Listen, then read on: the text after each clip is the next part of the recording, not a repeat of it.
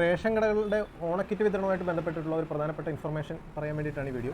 അപ്പോൾ അത് പൊതുവിതരണ ഉപഭോക്തൃ കമ്മീഷണറുടെ ഒരു പത്രക്കുറിപ്പ് ഇറങ്ങിയിട്ടുണ്ട്. അത് ഞാനൊന്ന് വായിക്കാം.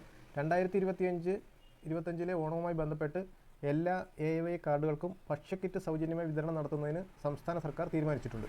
2025 ഓഗസ്റ്റ് 26 മുതലാണ് AAY കാർഡുകൾക്ക് ഭക്ഷ്യക്കിറ്റ് വിതരണം ന്യായവില കടകൾ വഴി, അതായത് റേഷൻ കടകൾ വഴി വിതരണം ചെയ്യാൻ ഉദ്ദേശിക്കുന്നത്. എന്നാൽ എല്ലാ വിഭാഗം കാർഡുകൾക്കും സൗജന്യമായി ഭക്ഷ്യക്കിറ്റ് വിതരണം നടത്തുന്നു എന്ന തരത്തിലുള്ള വാർത്തകൾ ചില സാമൂഹ്യ മാധ്യമങ്ങൾ വഴി പ്രചരിക്കുന്നുണ്ട്. ഇത് തികച്ചും വാസ്തവവിരുദ്ധവും തെറ്റായ പ്രചാരണവുമാണ്. ഭക്ഷ്യ പൊതുവിതരണ വകുപ്പ് ഇത്തരത്തിലുള്ള തീരുമാനം എടുക്കുകയോ വാർത്ത നൽകുകയോ ചെയ്തിട്ടില്ല.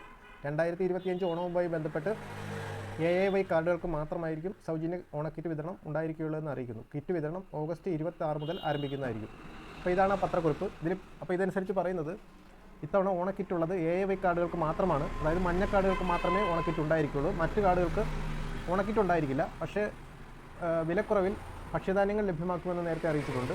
അപ്പോൾ അതാണ് ഇത് സംബന്ധിച്ച് ഉള്ള പത്രക്കുറിപ്പിൽ പറയുന്നത്. ഓണക്കിറ്റ് AAY കാർഡുകൾക്ക് മാത്രമേ ഇത്തവണ ലഭിക്കുകയുള്ളൂ. അത് 2025 ഓഗസ്റ്റ് ഈ മാസം 26 തീയതി മുതൽ വിതരണം ചെയ്ത് തുടങ്ങും.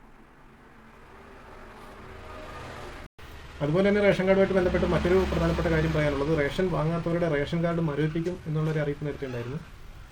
അപ്പോൾ അതുകൊണ്ട് 6 മാസത്തിൽ കൂടുതൽ തുടർച്ചയായിട്ട് റേഷൻ വാങ്ങാതിരുന്നു കഴിഞ്ഞാൽ റേഷൻ കാർഡ് മരവിപ്പിക്കുമെന്നാണ് അറിയിക്കുന്നത്.